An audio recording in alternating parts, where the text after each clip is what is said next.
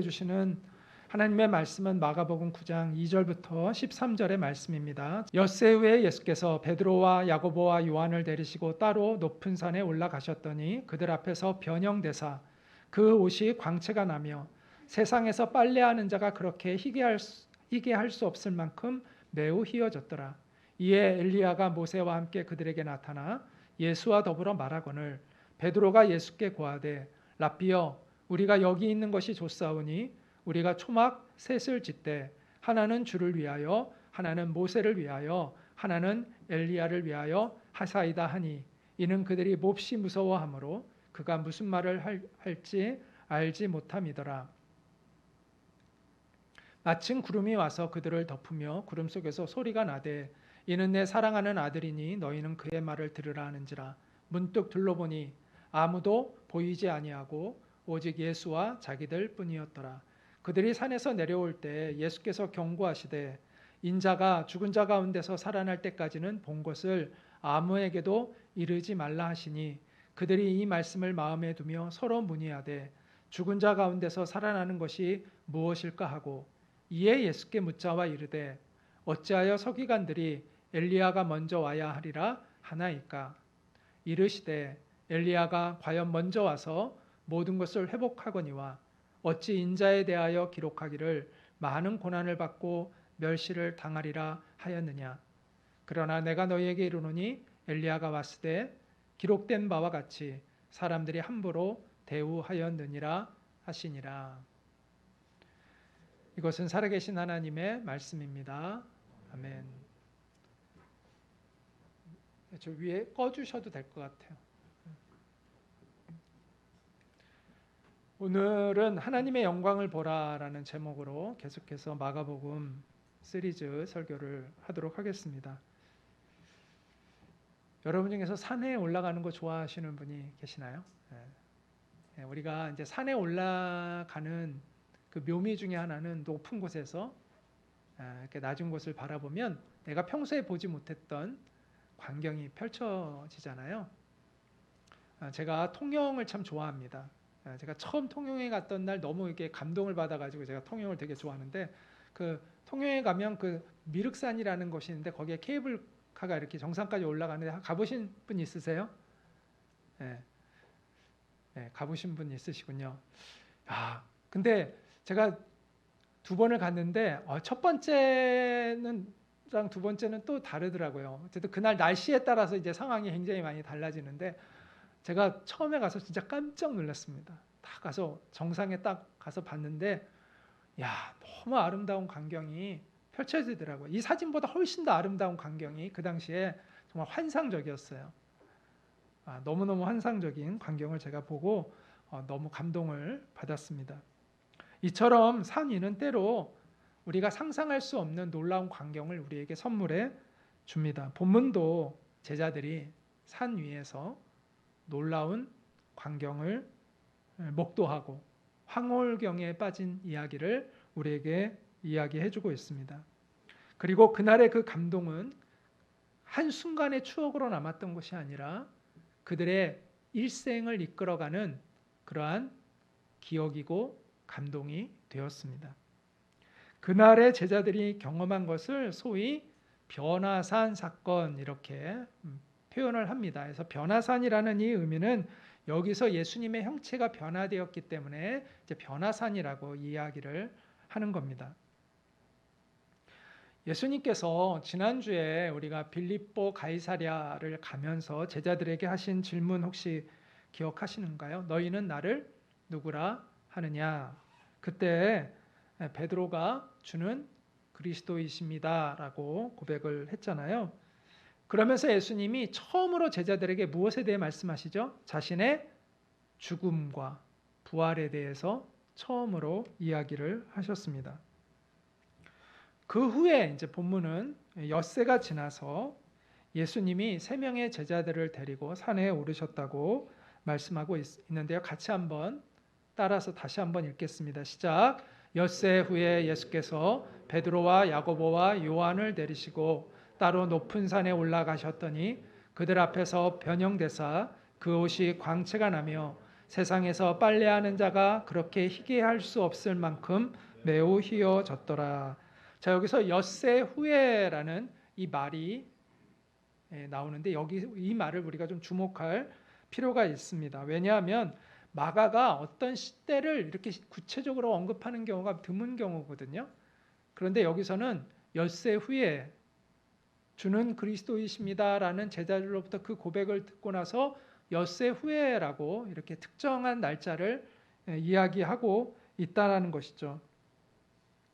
그것은 마가가 지금 어떤 사건을 연상하고 있는 것입니다. 연결짓고 있는 겁니다.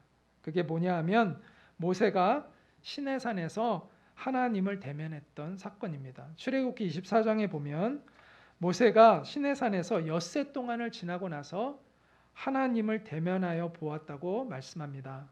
여호와의 영광이 시내산 위에 머무르고 구름이 엿새 동안 산을 가리더니 일곱째 날에 여호와께서 구름 가운데서 모세를 부르시니라. 이 말씀이 있거든요.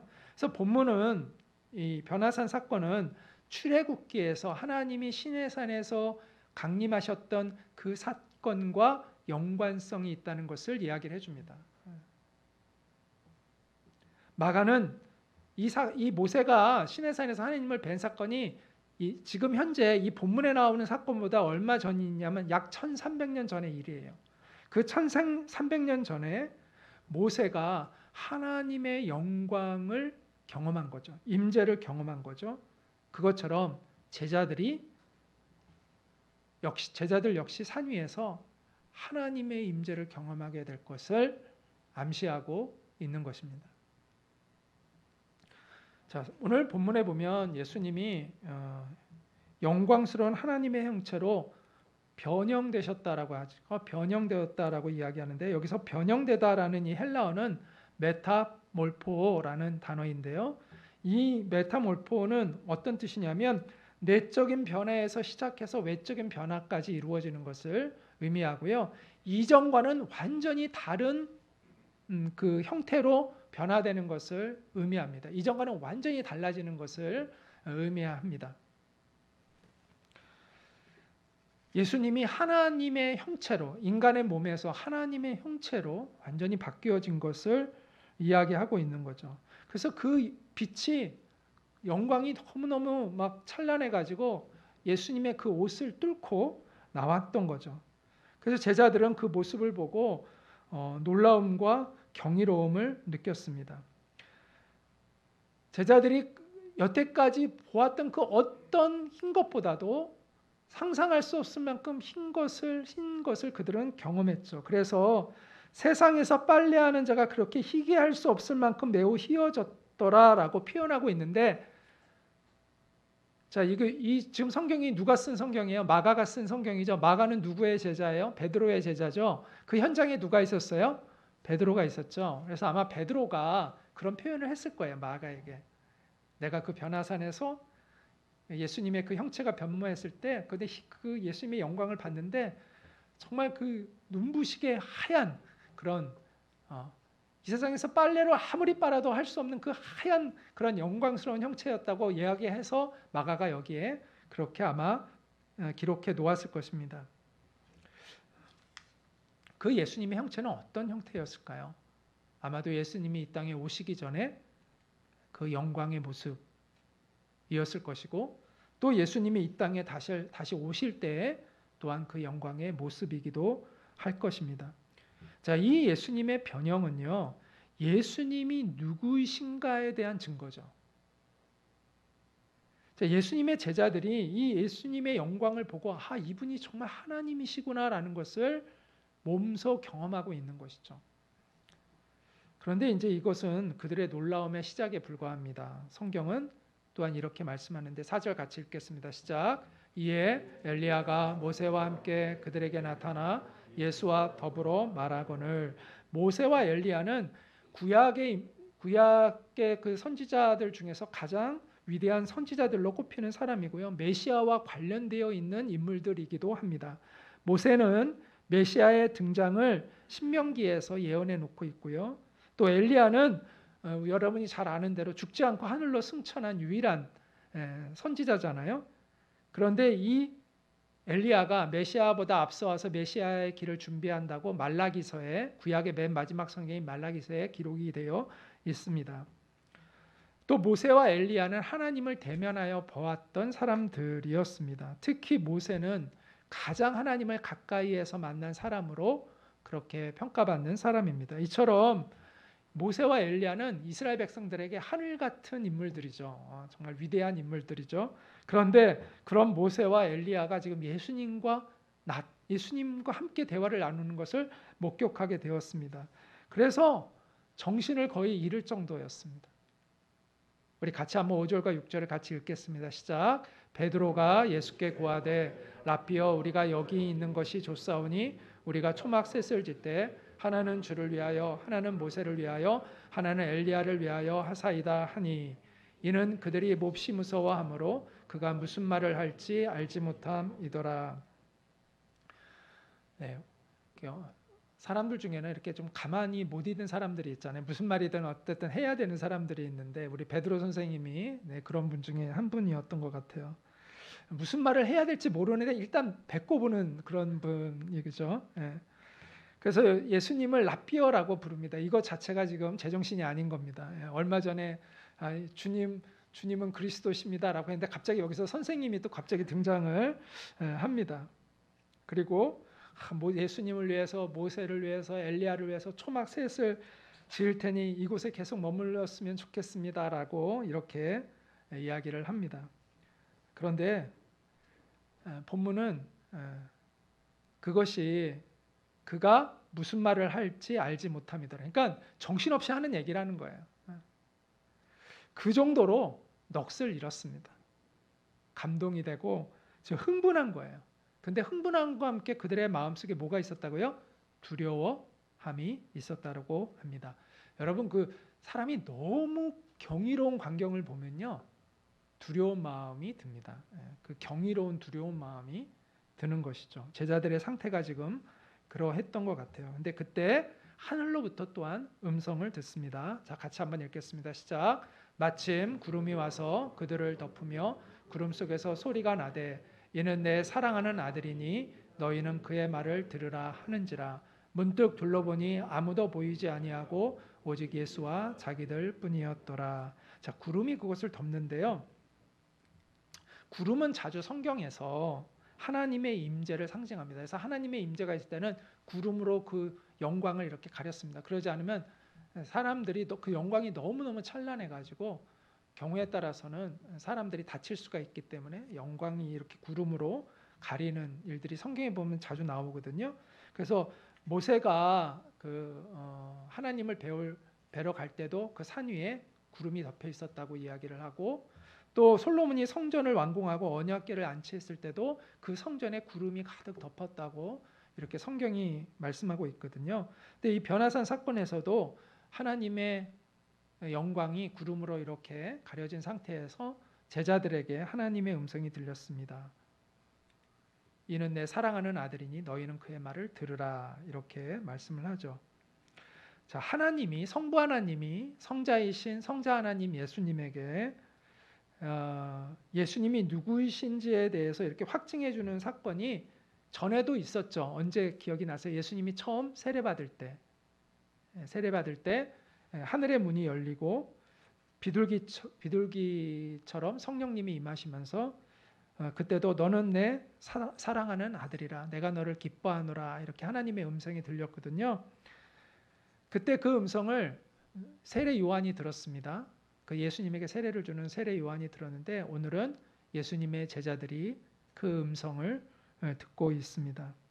그런데 오늘은 단순히 그냥 예수님이 누구이신가에 대해서 알려주고 있을 뿐만 아니라 제자들에게 하나님께서 직접 명령하세요. 뭐라고 명령하시죠? 너희는 그의 말을 들으라. 여기서 이 들으라라는 이 단어는 아코라는 단어인데, 이거는 단순히 귀로 듣는 게 아니라 듣고 순종하는 것까지 의미합니다. 너 부모님 말씀 잘 들어라고 할 때 그 잘 들어라고 우리가 하는 말도 비슷하잖아요. 단순히 그냥 귀로 들으라는 얘기가 아니라 그 말씀대로 순종하라는 의미잖아요. 이 단어가 바로 아코라는 이러한 단어입니다. 하나님이 성부 하나님이 제자들에게 너희는 예수님의 말씀에 복종하라 이렇게 말씀을 하신 것이죠. 자, 그 소리가 들리고 나서 다시 평상으로 돌아갔습니다. 모세와 엘리야도 없어졌고 예수님의 몸도 평상시대로 돌아와 있었습니다. 자, 그 이후에 예수님과 제자들이 산에서 내려오면서 나눈 대화가 성경에 이렇게 기록되어 있는데요. 자, 그들이 산에서 내려올 때 예수께서 경고하시되 뭐라고 이제 예수님이 경고하셨냐면 인자가 죽은 자 가운데서 살아날 때까지는 본 것을 아무에게도 이르지 말라 이렇게 말씀하셨습니다. 자, 그들은 누구예요? 예수님의 제자들이 이 말씀을 마음에 두고 서로 문의하되 서로 막 질문하는 거예요. 죽은 자 가운데서 살아난다는 말이 무슨 말일까? 그리고 서로 간에 막 이렇게 이야기를 했겠죠. 그러니까 뭐 결론이 안 나니까 예수님께 이렇게 묻습니다. 예수님, 어찌하여 서기관들이 엘리야가 먼저 와야 하리라 하나니까 갑자기 여기서 이제 엘리야가 등장합니다. 이따가 제가 설명을 할게요. 그러니까 예수님이 뭐라고 얘기하냐면 엘리야가 과연 먼저 와서 모든 것을 회복하거니와 어찌 인자에 대하여 기록하기를 많은 고난을 받고 멸시를 당하리라 하였느냐. 자, 엘리야가 먼저 와서 모든 것을 회복하는 게 맞다. 근데 성경에 메시아에 대해서 메시아가 고난을 받고 멸시를 당한다는 기록이 있다. 이런 말씀을 하고 있는 거죠. 그러면서 내가 너희에게 이르는데 엘리야가 왔으되 기록된 바와 같이 사람들이 함부로 대우하였느니라 이렇게 말씀을 했습니다. 왜 예수님이 제자들에게 아무것 다른 너희가 본 거 얘기하지 말라고 하셨을까요? 왜 그랬을까요? 이 얘기를 하고 나서 얼마 안 있다가 예수님은 뭐 하세요? 십자가에 달려 죽으세요. 너무나 다른 영광스러운 모습인데 이제 죽으세요. 이거를 과연 이해할 수 있을까요, 사람들이? 이해를 못하죠. 제자들도 심지어 지금 이 영광을 본 제자들조차도 이걸 해석할 수가 없어요. 그리고 예수님의 그 십자가의 죽음이 앞으로 이제 다가오는데 정말 혼란스럽겠죠. 그러니까 이걸 지금 얘기해도 이해가 안 돼요. 그러니까 너희만 알고 있어. 본인들도 뭐 이해가 안 되는데 누구한테 뭐 설명을 해줄 수가 있겠어요? 뭐 하겠어요? 그러니까 너희만 그냥 일단 알고 있어. 다른 사람들한테 이야기하지 마. 이렇게 예수님이 이야기해 주셨습니다. 자, 여기서 예수님은 다시 한번 제자들에게 지금 인자가 죽을 것이고 살아날 때까지는 이렇게 말씀하시니까 죽음과 부활에 대해서 지금 다시 한번 얘기하신 거잖아요. 자, 그러니까 그 전에 제자들이 죽음에 대해서 예수님 들었을 때 어떤 반응을 보였어요? 말도 안 됩니다 하면서 베드로가 막 예수님 앞에 막 항변했다고 나오잖아요, 성경에. 그런데 오늘은 많이 수그러져 있어요. 이게 앞에서 영광을 봐서 그런지, 그리고 이제 좀 죽는다는 말만 들어온 게 아니라 어떤 말이 들려왔을까요? 살아난다는 말이 이제 들리기 시작한 거예요. 아, 이게 너무 예전에는 죽는다는 말에 너무 충격을 받아가지고 살아난다는 말이 잘 안 들렸는데 이제는 살아난다는 말이 이제 들린 거예요. 그래서 서로 이제 살아난다는 게 뭐냐 막 이러면서 지금 죽는다는 게 뭐고 살아난다는 게 뭘까 이러면서 서로 이야기를 합니다. 이렇게 이야기를 하다가 그들이 의문을 가진 한 인물을 생각해 나게 되는데 그게 바로 엘리야입니다. 왜냐하면 성경에 메시아가 오기 전에 엘리야가 먼저 등장한다고 얘기했는데 자기네들이 지금 방금 엘리야를 봤잖아요. 그런데 그 엘리야가 계속 있으면 좋은데 또 금방 사라졌어요. 도대체 이게 뭐냐? 의문에 의문이 더해지는 거죠. 이 엘리야는 왜 갑자기 등장했는데 왜 사라졌냐? 그럼 엘리야가 다시 오나? 그럼 엘리야가 다시 와서 예수님의 길을 준비하면 예수님은 죽을 필요가 없어지는 건가? 막 이렇게 막 정말 혼란스러운 거예요. 그래서 자기네들끼리 아무리 얘기를 해도 해답이 없으니까 이제 예수님께 묻는 것입니다. 어찌하여 서기관들이 엘리야가 먼저 와야 하리라 합니까? 예수님께 이렇게 물었습니다. 예수님은 뭐라고 말씀하시죠? 엘리야가 먼저 와서 모든 것을 회복하다는 말이 맞다. 그런데 엘리야의 이 회복시키는 사역이 있다 하더라도 메시아는 죽을 것이다. 그리고 엘리야는 사실은 이미 왔다. 이미 왔었다. 누구를 얘기하는 거예요? 세례 요한을 얘기하는 것입니다. 그래서 마태복음 이 같은 본문이 마태복음의 17장에 나오는데 그 마태복음에 보면 이 말을 듣고 나서 제자들이 이 엘리야가 예언된 엘리야가 세례 요한이었다는 것을 알았다고 마태복음에는 기록되어 있어요. 그래서 세례 요한의 사역은요, 예수님의 사역을 예표하는 겁니다. 그래서 세례 요한이 회개를 외쳤잖아요. 예수님도 동일하게 회개하라 천국이 가까이 올 것이다라고 얘기하셨죠. 세례 요한이 예수님이 어떤 사역을 할 건지 미리 예표했어요. 그리고 세례 요한이 죽었어요. 그것 역시도 예수님의 죽음을 미리 예표하고 있는 것이었습니다. 그걸 예수님이 지금 제자들이 다 이해는 못하지만 그것에 대해서 암시해주고 있는 거예요. 설명해주고 있는 것입니다. 제자들은 메시아에 대한 고정관념에서 아직도 못 벗어나고 있어요. 무슨 얘기냐? 메시아가 오면 나라가 독립되고 우리 이스라엘이 부강한 나라가 되고 이건 그냥 이 세상에서 영광스러운 모습을 상상하고 있는 것이죠. 그런데 예수님께서 그 관점을 이렇게 바꾸어주고 계시는 작업을 하고 있는 것입니다. 고정관념을 깨트려주고 계시는 것이죠. 그래서 엘리야의 역할을 했던 세례 요한도 죽임을 당했고 이제 나도 메시아인 나도 죽음을 당할 것이다 라는 것을 이야기하심으로써 제자들이 예수님의 죽음을 받아들일 수 있는 마음의 준비를 갖추도록 계속 예수님이 돕고 계신 것을 우리가 보게 됩니다. 지금까지가 본문에 대한 이해를 돕는 것을 제가 설명해 드렸는데, 자, 이 본문은 오늘 우리에게 어떤 의미를 주고 있을까?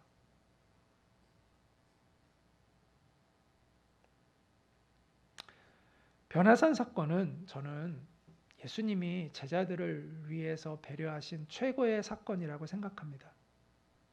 앞으로 예수님의 그 비참하신 십자가에서의 죽음을 겪을 그 제자들이 받을 충격과 그 고통을 제자들이 이겨낼 수 있도록 예수님께서 그 변화산의 사건을 통하여 예수님이 누구이신가를 제자들이 알도록 낙심하지 않고 그 예수님이 누구이신가를 이해하도록 그렇게 돕고 계신 그러한 사건이라고 생각을 합니다.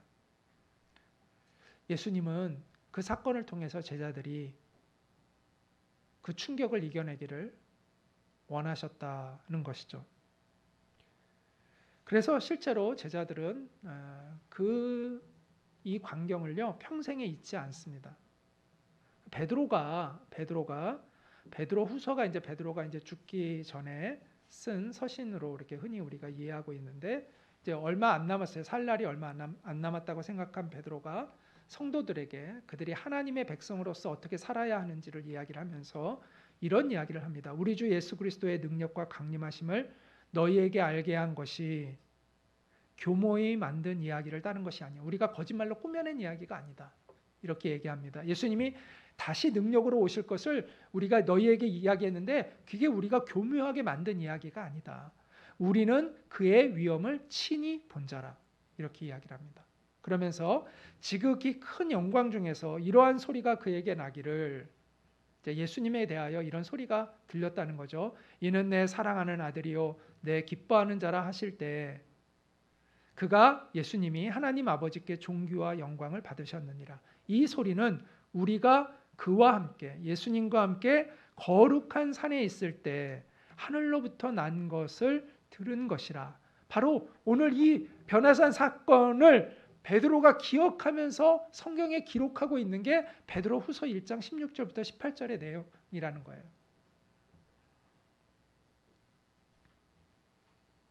그래서 베드로는 내가 하나님의 영광을 눈으로 보았다. 예수님의 영광을 보았다.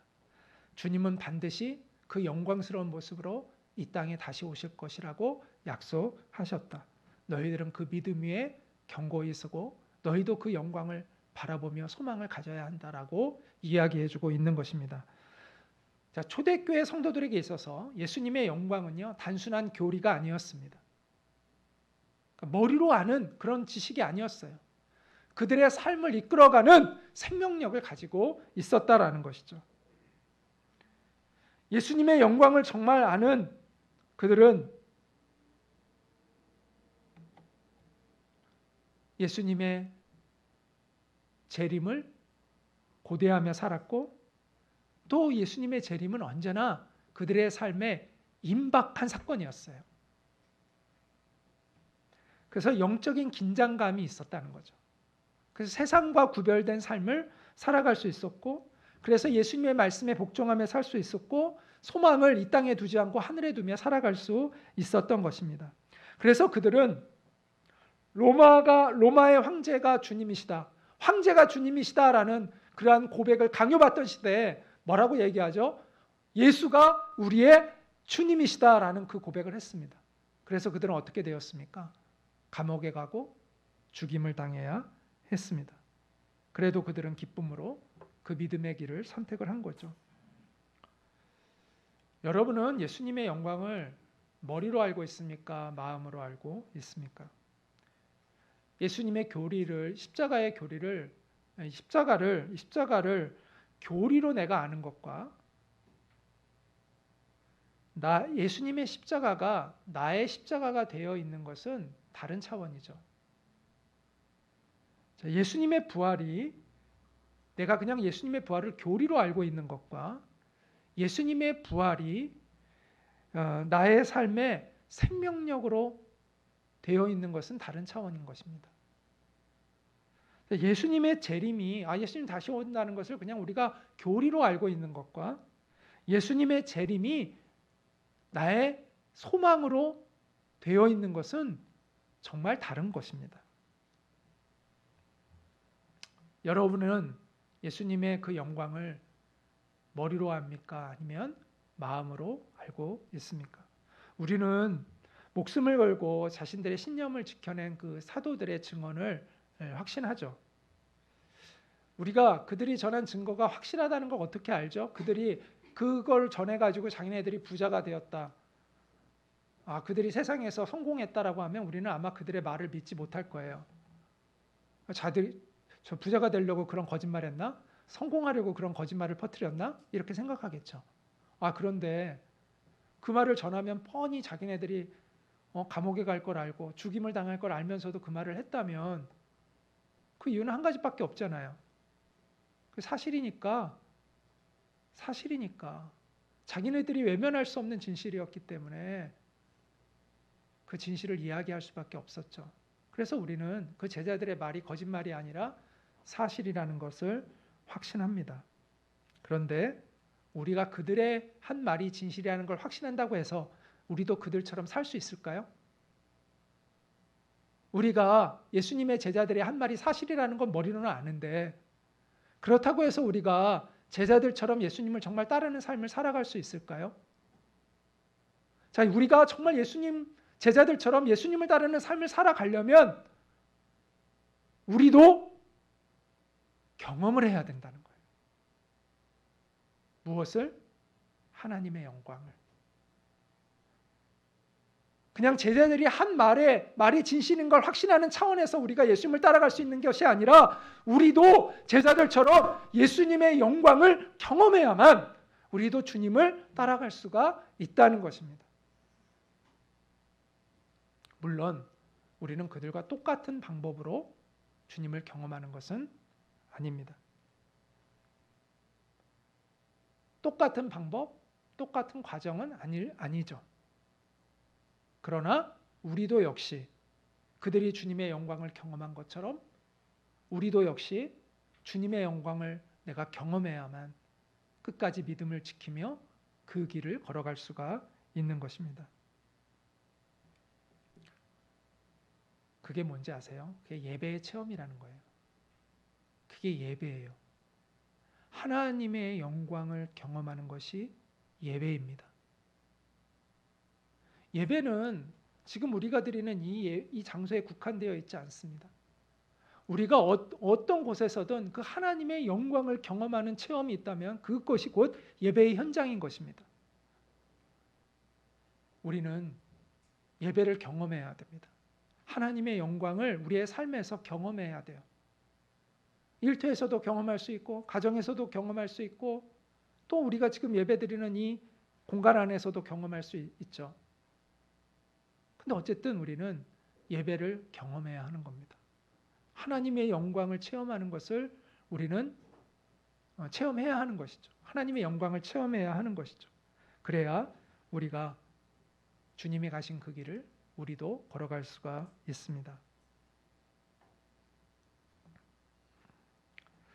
지금도 실제로 순교를 하는 사람들은 많습니다. 지금까지 인류의 역사에서 현재가 가장 많은 순교자들이 나오고 있는 시대라는 것을 우리가 알 필요가 있습니다. 우리는 너무 편안한 환경에 있어서 그걸 잘 모르는데 가장 많은 순교자가 나오고 있는 시대가 지금이라는 것을 우리는 알아야 합니다. 지금도 많은 사람들이 순교를 당합니다. 어떻게 그들은 그 길을 걸어가고 있을까요? 그들 역시도 하나님의 영광을 체험했기 때문입니다.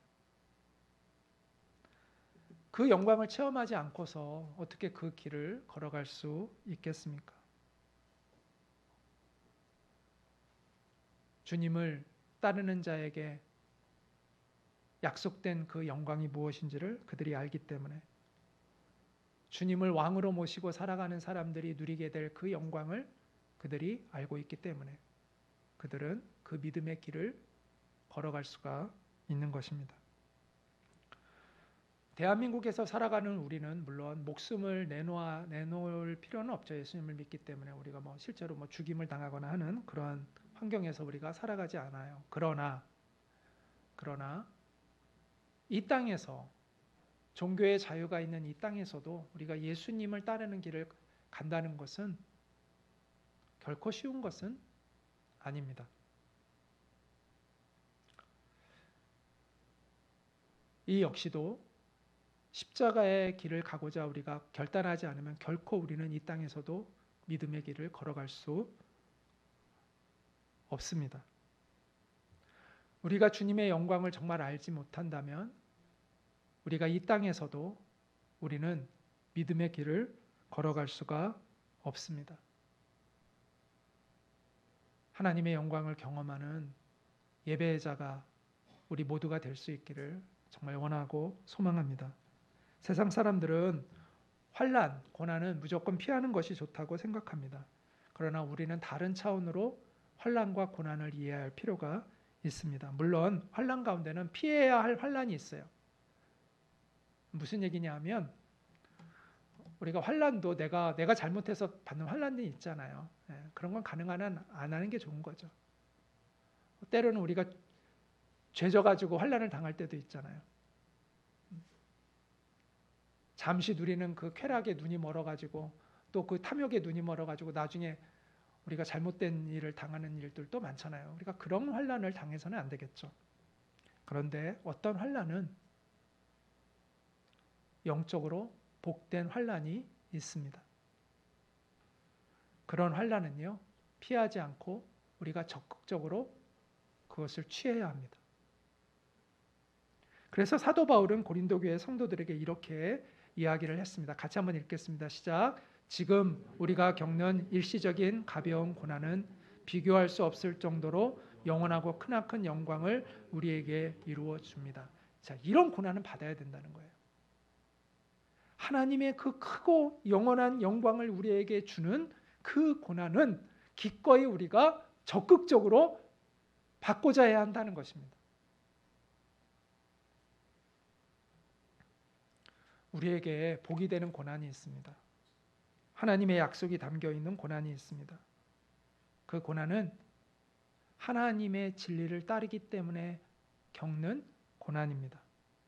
자, 우리가 일하면서 이렇게 아르바이트하고 또 일하면서 이렇게 직장 다니고 아니면 일하면서 공부하고 이런 대학생들 보면서 아유, 너 너무 불쌍해. 어떻게 하니 너 인생 이렇게 안 하잖아요. 그렇게 하지 않는 이유는 왜 그래요? 되게 힘든 과정을 겪는데 우리가 그 사람들 정말 불쌍해 이러지 않잖아요. 그 이유는 한 가지죠. 그것은 더 나은 미래를 위해서 준비하는 과정 중에 있는 것을 알기 때문에 그들에게 무슨 소망이 없어서 꼭 그렇게 당하는 거라면 우리가 불쌍하게만 보지만 그게 아니라 더 큰 소망을 품고 그것을 하고 있는 것이기 때문에 우리가 불쌍하게 생각하지 않습니다. 물론 좀 안쓰러운 면은 있지만 우리가 근본적으로 그들을 불쌍하다고 얘기하지 않잖아요. 마찬가지예요. 우리가 이 세상에서 확실한 열매가 약속되어진 고난이 있습니다. 그 고난은 하나님의 진리를 따르기 때문에 겪는 고난입니다. 그래서 그 고난을 우리는 특별히 영광의 고난이라고 말합니다. 따라해볼까요? 영광의 고난. 예수님은 스스로 이 영광의 고난을 택하셨습니다. 그리고 우리에게도 영광의 고난을 택하라고 말씀하고 있습니다. 그래서 지난번 그 말씀처럼 누구든지 나를 따라오려거든 자기를 부인하고 자기 십자가를 지고 나를 따를 것이니라 이렇게 말씀하셨죠. 제가 이 말씀을 묵상하면서 제가 만약에 저의 제자들에게 이런 말을 하면 저는 되게 막 미안해할 것 같아요. 야, 너 십자가의 길을 걸어가야 돼 막 이러고 하면은 막 왠지 좀 막 주저할 것 같은데 예수님은 전혀 주저하지 않고 하셨더라고요. 왜 그러실 수 있었을까요? 예수님이 저보다 훨씬 더 사랑이 많으신 예수님이 훨씬 더 제자들을 아끼시는 예수님이 왜 조금도 미안해하지 아니하시고 조금도 주저하지 아니하시고 당당하게 자기를 부인하고 자기 십자가를 지고 나를 따를 것이니라. 누구든지 나를 따라오려거든 자기를 부인하고 자기 십자가를 지고 따르라. 너무나 당당하게 말씀하신 이유는 그게 복된 길이라는 것을 주님은 너무나 분명히 알고 계시기 때문입니다. 그러니까 예수님이 우리를 고생시키려고 하신 말씀이 아니라 우리를 영광스럽게 하시기 위하여 하신 약속의 말씀이라는 것이죠. 여러분 그게 믿어지세요? 그게 믿어질 때 그게 진짜 예수님의 사람이 되는 거예요. 그 사실이 믿어질 때 우리가 진짜 그리스도인이 되는 것입니다. 이분은 헨리 모리슨이라는 선교사님이었는데요. 이분은 아프리카에서 40년 동안 선교를 하신 분입니다. 이분은 그곳에서 풍토병으로 두 아들을 잃었고 또 그 두 아들이 잃은 충격으로 아내도 세상을 떠났습니다.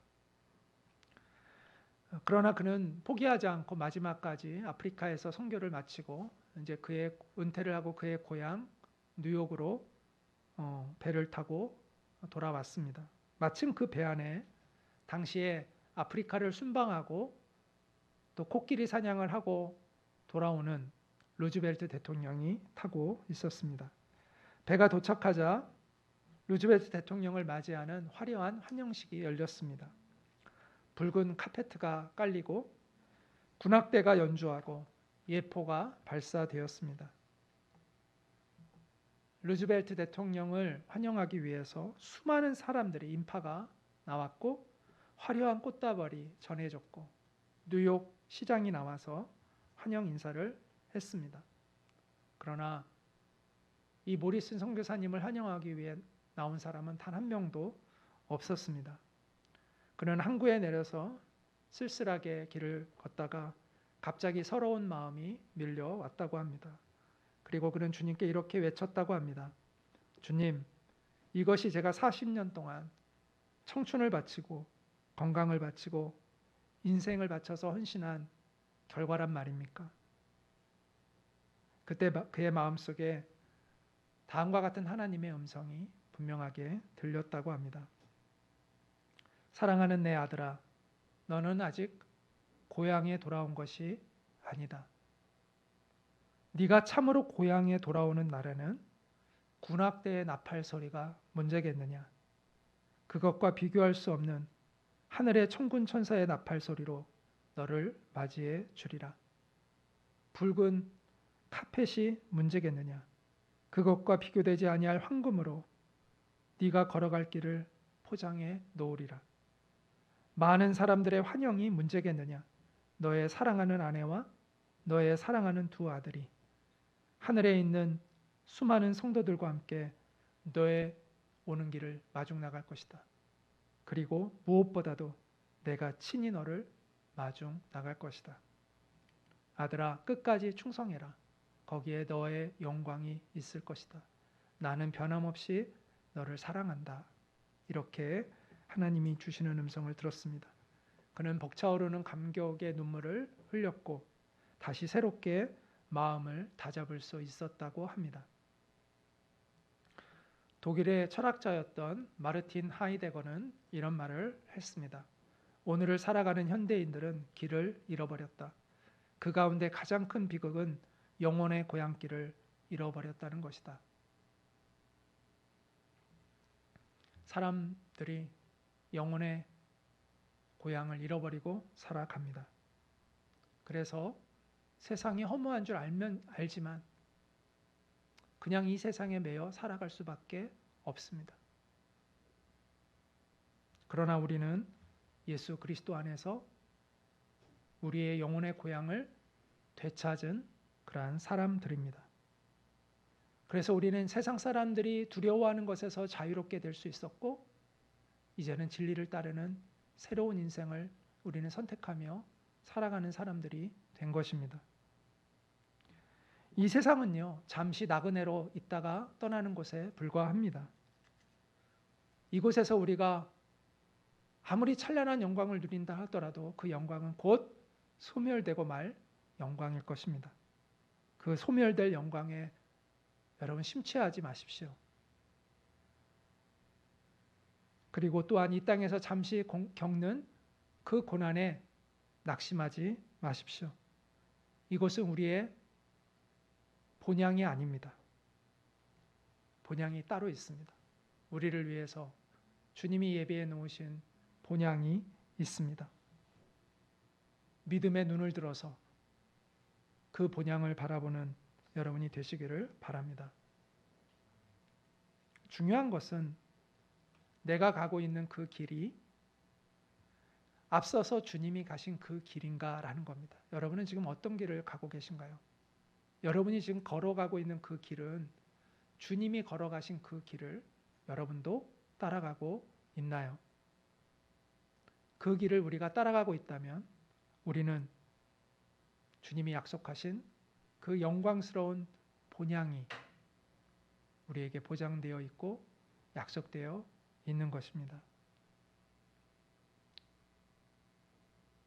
그 본향에서 우리 모두가 함께 만나서 우리 주님을 함께 찬양할 수 있기를 간절히 원하고 소망합니다.